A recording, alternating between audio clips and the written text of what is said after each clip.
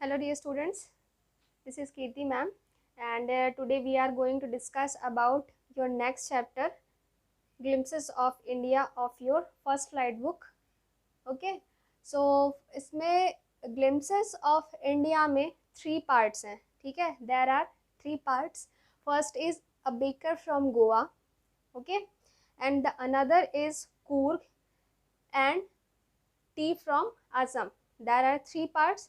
So पहले जो है हम अ बेकर फ्रॉम गोवा के बारे में डिस्कस करेंगे, जिसको लिखा है लूसियो रॉड्रिग्स ने. ठीक है, ये बेसिकली जो है कोंकणी राइटर है. ठीक है, कोंकणी एग्जिस्ट है, और भी लैंग्वेजेस में इन्होंने लिखा है, बट ये फेमस किस लिए हैं? कोंकणी लैंग्वेज के लिए. Okay, so a baker from Goa के बारे में डिस्कस करने से पहले हम ये जान लेते हैं ये जो ग्लिम्सेस ऑफ इंडिया है ये है क्या. ठीक है, ग्लिम्सेस का मतलब होता है ग्लैंस. ओके, एक झलक, हम कहते हैं ना एट ग्लैंस. ठीक है, किसी चीज की एक झलक. सो इंडिया की कुछ झलकियां हैं जो कि अलग अलग राइटर ने अपने अपने बिहाफ में रिप्रेजेंट की हैं. ठीक है, सो फर्स्ट जो पार्ट है इसका वो है a baker from Goa. Goa के जो बेकर्स थे उनके बारे में लूसियो रॉड्रिग्स की कुछ मेमोरीज हैं. ठीक है, उनके बारे में इस चैप्टर में राइटर ने डिस्क्राइब किया है. ठीक है, कि गोवा के जो बेकर्स थे वो कैसे थे, उनका जो प्रोफेशन था किस तरीके से स्पेशल था, उनका जो काम था, उनका डोर टू डोर डिस्ट्रीब्यूट करने का जो सिस्टम था. ठीक है, लोग कैसे उनसे बहुत ज़्यादा खुश थे. राइटर खुद भी जो है उनकी जो ये मेमोरी उनसे जुड़ी हुई है, तो कैसे वो उन मेमोरीज़ को जो है शेयर कर रहे हैं थ्रू दिस चैप्टर. सो इसके बारे में ही राइटर ने जो है इसमें बताया है. ठीक है, कि पुर्तगीज़ लैंग्वेज में कुछ कुछ टर्म्स भी हैं जिनको राइटर ने जो है डिफाइन किया है, वो आगे हम इस चैप्टर में जानेंगे कि क्या क्या है. सो स्टार्ट जो इस तरीके से होता है कि जो एल्डर्स हैं, राइटर के जो एल्डर्स हैं वो काफ़ी ज़्यादा नॉस्टैल्जिक हैं. ठीक है, मतलब पास्ट की कोई इंसिडेंट है, पास्ट की कोई मेमोरीज़ हैं जिसको वो रिकॉल कर रहे हैं. ठीक है, याद कर रहे हैं पास्ट की कुछ मेमोरीज़, जिसमें वो जो पुर्तगीज़ जो बेकर्स थे, ठीक है, पुर्तगीज़ जो बेकर्स थे उनको वो याद कर रहे हैं कि उन दिनों गोवा में जब पुर्तगीज़ लोग थे और ये लोग जब ब्रेड्स वगैरह बनाया करते थे, तो इनके जो बनाने की जो टेक्निक थी, ठीक है, और इनका जो एक जो फॉर्म था वो काफ़ी ज़्यादा स्पेशल था. गोवन का जो ये गोवन बेकर्स जो थे काफ़ी ज़्यादा स्पेशल माने जाते थे, काफ़ी फेमस माने जाते थे. ठीक है, सो ये एल्डर्स जो है उन दिनों को याद करते हैं कि किस तरीके से अभी भी उनका जो ये प्रोफेशन है वो स्टैब्लिश्ड है. सो पहले वो ये कहते हैं कि अभी भी जो जो ईटर्स थे, ठीक है, जो खाने वाले लोग जो खाने वाले थे वो तो नहीं है, बट अभी भी जो उनको बेक कर रहे हैं, जो बना रहे हैं, वो जो बेकर्स हैं वो अभी भी हैं. उनके जो फर्नेस जो है बनाए गए थे, बड़े बड़े जो फर्नेस होते हैं, बड़े बड़े आग के जो भट्टे होते हैं जिस पे बनाया जाता है, बेकिंग की जाती है. ठीक है, वो फर्नेस जो है अभी भी स्टिल वहाँ पे अलाइव है. ठीक है, अच्छी कंडीशन पे हैं, लोग जो हैं अभी भी उस पर काम कर रहे हैं. और उनके जो बनाने का जो तरीका था कि किस तरीके से पहले वो उसको मिक्स करते थे. ठीक है, उनके पास एक मिक्सर होता था, जिस तरह हम किसी चीज़ को मिक्सर में पीसते हैं ना, दाल चावल कोई भी चीज़ें पीसते हैं, उस तरीके से उनके पास एक मिक्सर हुआ करता था. फिर उसको कैसे मोल्ड करना है, उनके पास एक मोल्डर हुआ करता था. एंड देन उसको क्या किया करते थे, वो बेक किया करते थे. ठीक है, इस तरीके से 3 प्रोसेस हुआ करते थे. पहले उनको मिक्स करना, मोल्ड करना एंड देन उसको बेक करना. तो ये सारे प्रोसेस जो हैं वो याद कर रहे हैं कि किस तरीके से यार इन सारी प्रोसेस के थ्रू जो है वो ब्रेड लोव्स को जो है प्रिपेयर करते थे. एंड देन यहाँ के जो बेकर्स थे उनको क्या कहा जाता था. ठीक है, ये जो बेकर्स थे उनको क्या कहा जाता था? पेडर. बेकर्स को क्या कहा जाता था पुर्तगीज लैंग्वेज में? पेदर। ये सारे टर्म्स जो है आपको याद रखना है, क्योंकि ऑब्जेक्टिव टाइप क्वेश्चंस आने हैं, तो हो सकता है इस टाइप के टर्म्स को जो है आपसे पूछा जा सके ऑब्जेक्टिव टाइप क्वेश्चन में कि इन पुर्तगीज़ लैंग्वेज बेकर्स को क्या कहा जाता है। ठीक है, तो आपको ध्यान रखना है कि उनको क्या कहा जाता था, पेदर कहा जाता था इन पुर्तगीज़ लैंग्वेज।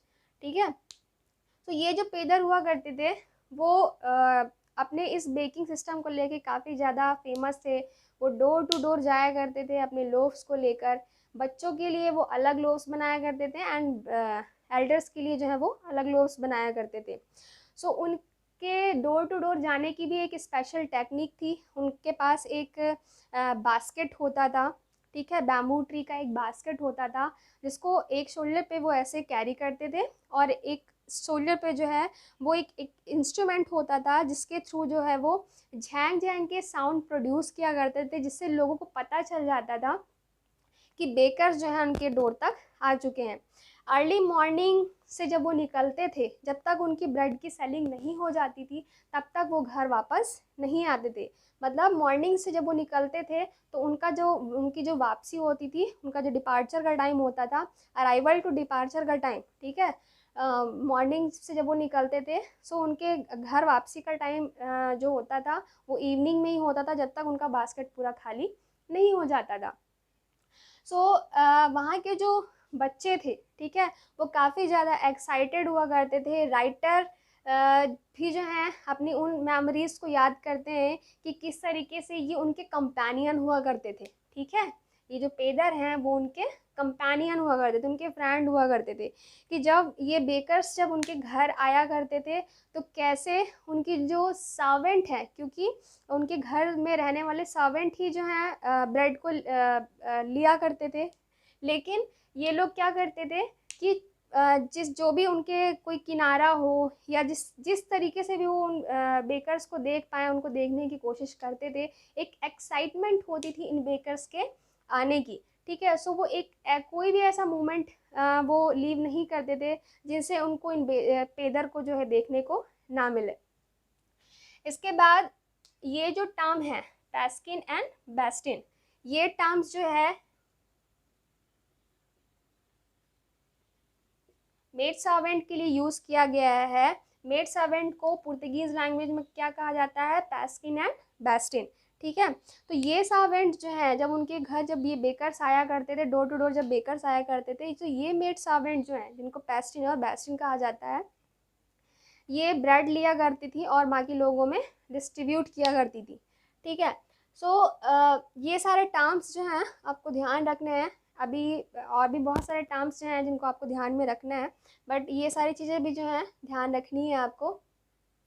सो राइटर जो है अगेन ये कह रहे हैं कि जब वो आया करते थे, ठीक है, जब वो ब्रेड लेकर आया करते थे तो वो इतने स्पंजी हुआ करते थे, ब्रेड उनको देखकर ही जो है उनको इतनी लालच आती थी कि वो ब्रश भी करना भूल जाते थे।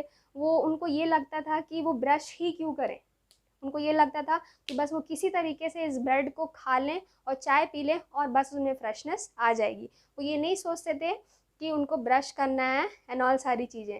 ठीक है, क्योंकि उस समय जो है ब्रश करने के लिए उनके पास टूथ ब्रश नहीं हुआ करता था।